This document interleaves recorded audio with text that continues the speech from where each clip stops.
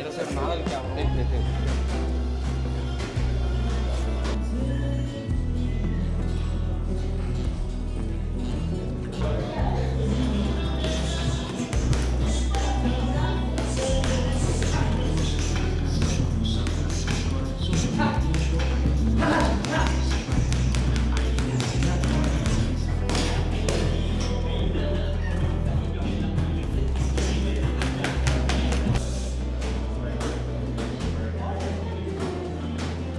¡Tiempo! ¡Tiempo!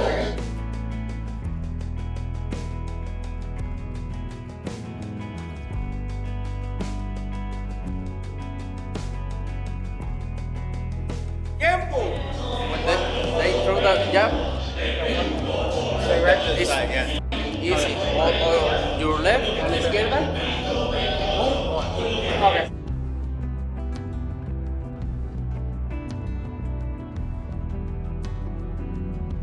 ¡Tiempo! Throw me like boom. No. After the loss to Rolly Romero, Ryan Garcia didn't just regroup, he went home.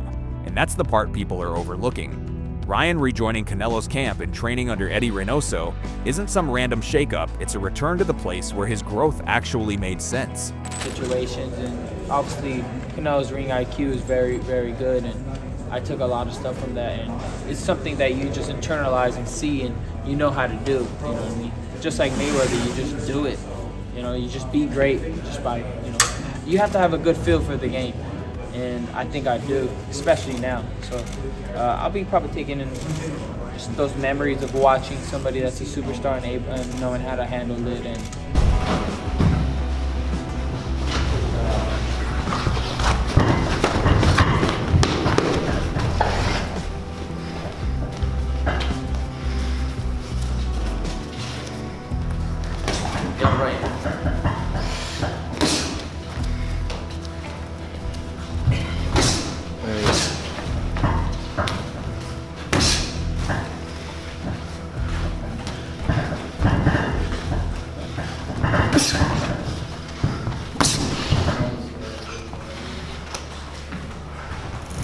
This is where Ryan learned structure, patience, and what real championship habits look like. Canelo has always been the Tony Stark in this story, the genius mentor who sees the raw talent but knows it needs discipline to survive the real world. And Ryan is very clearly the Peter Parker type, gifted, explosive, emotional, and at his best when someone steadies his hands instead of hyping his chaos.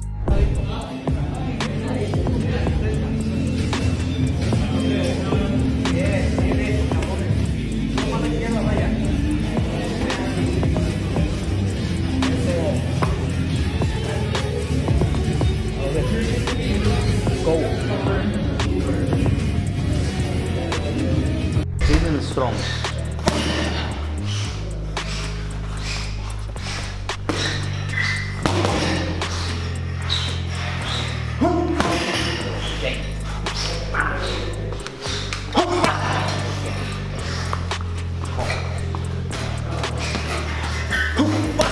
What stands out is how natural this reunion feels. There's no awkward energy, no fixing broken bridges, just work, like Ryan never really left. Canelo always wanted the best for him, even when Ryan drifted, and now he's being welcomed back with the same expectation. Grow up, lock in, and become dangerous the right way. He's teaching me a lot of stuff, giving me pointers. You've seen in the ring. And It's not getting better. you know, clowning, but you've seen what I did. So. You look really impressive right there, using your jab, feints, defense. Yeah, I just let you know, my trainers speak for my improvement.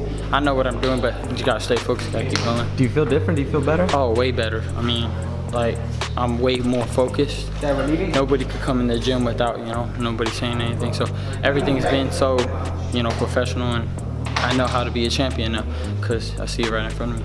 If Ryan truly commits to this environment, not halfway, not temporarily, but fully, the ceiling changes immediately.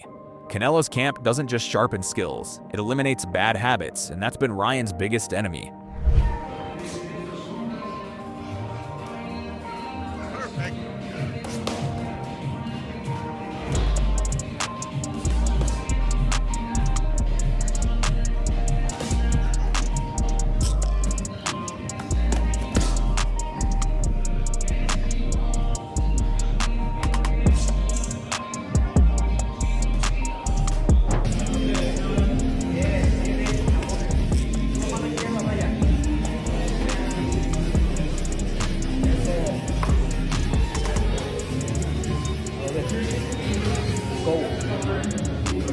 Speed has never been the issue.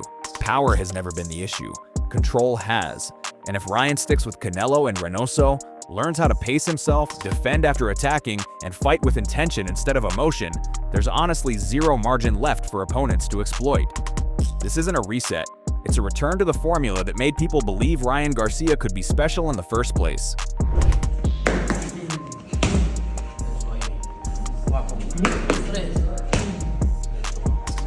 Por acá. Ahí, derecha. Y gancho. Derecha y gancho. Vámonos. Eso. Fight time. Ahí. ¡Pum! Mano arriba. Ahí. Dos. Ahí. Bien. Ahí, vámonos. Venga. Eso, y dale vuelta con tu llave. What I like about Bob Santos here is that he doesn't sell you drama, he sells you accountability, and that's way more dangerous for Ryan Garcia than any trash talk. When Santos explains why Mario Barrios brought in Joe Goossen, it's not framed as some chess move against Ryan Garcia, it's framed as a hard look in the mirror. 2 straight draws weren't acceptable, period, and Santos straight up takes the blame for that, which tells you this camp isn't allergic to truth. I've known Joe, he's a mentor of mine. Joe's one of the most straightforward guy, no nonsense. There ain't no mole, there ain't no none of that. Now, Ryan, where he gets that from, again, you start getting people in your head and putting conspiracy theories and saying this or saying that, or people trying to use whatever to get close to you, or maybe he's just saying it because he wants to sell the paper. I don't know what the reasoning is behind it. I know one thing, Joe would never sell his fighter out.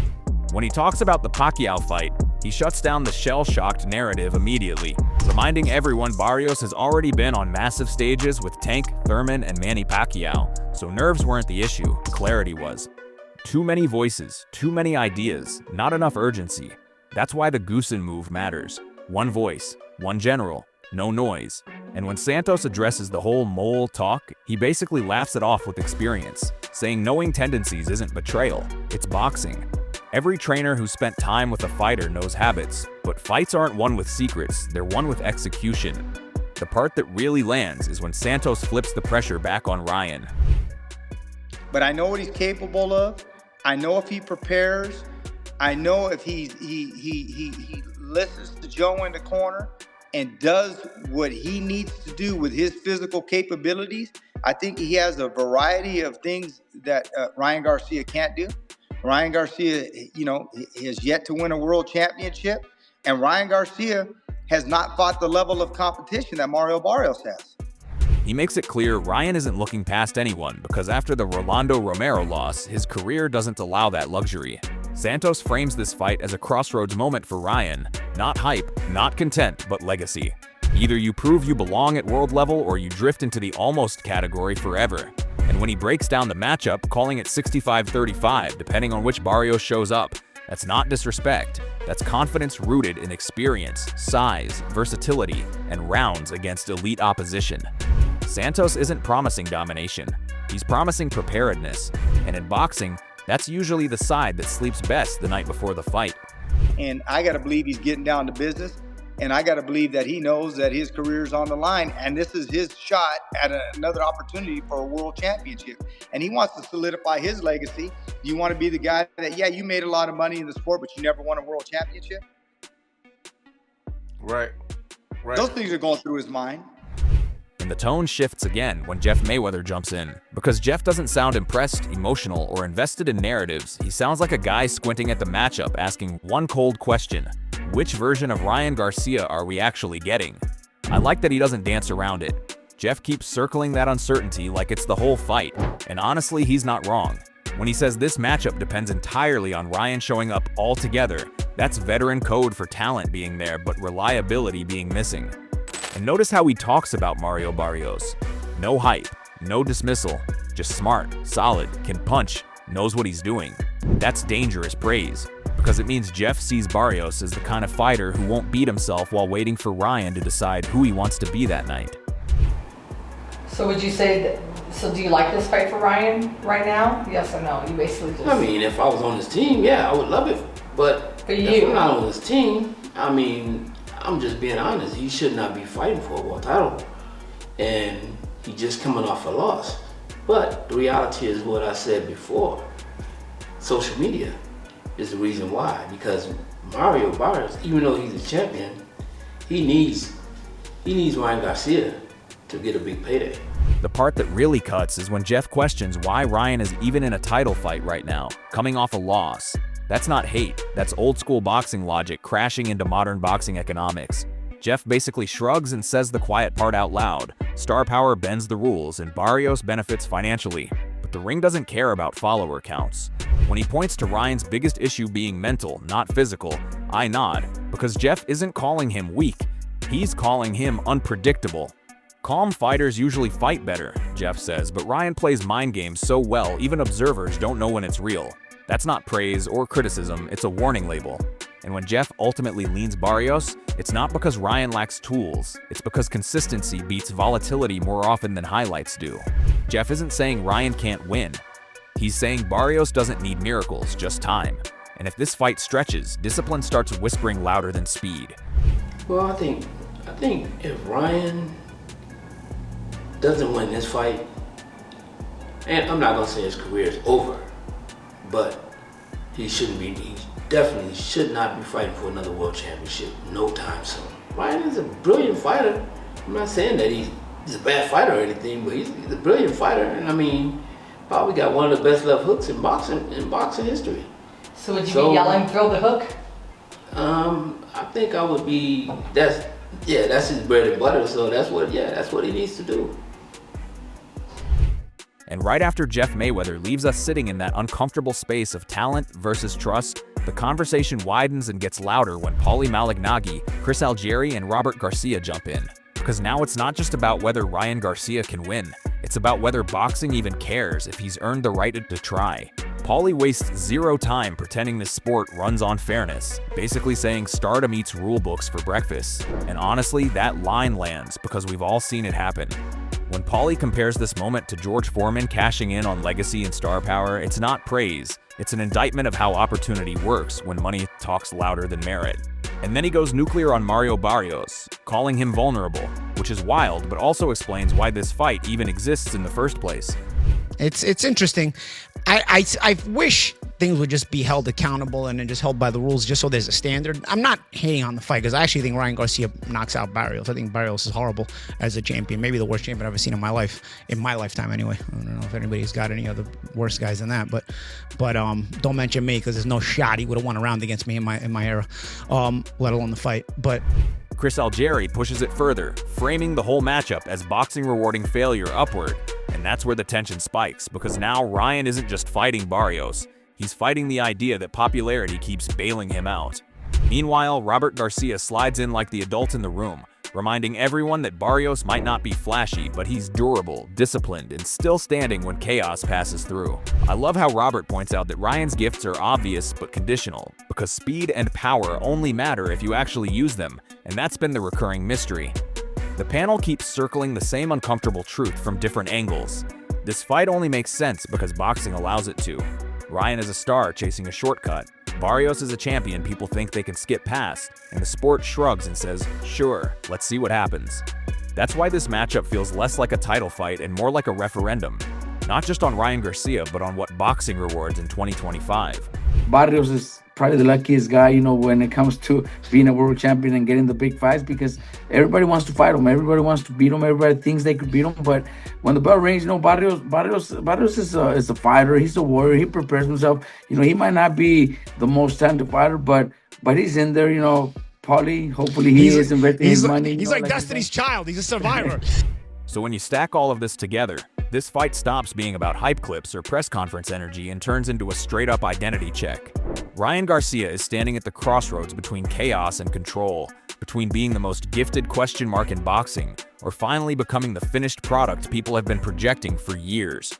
Going back to Canelo's camp is a statement. Barrios tightening his circle and bringing in Goossen is a statement. Jeff Mayweather questioning consistency is a warning.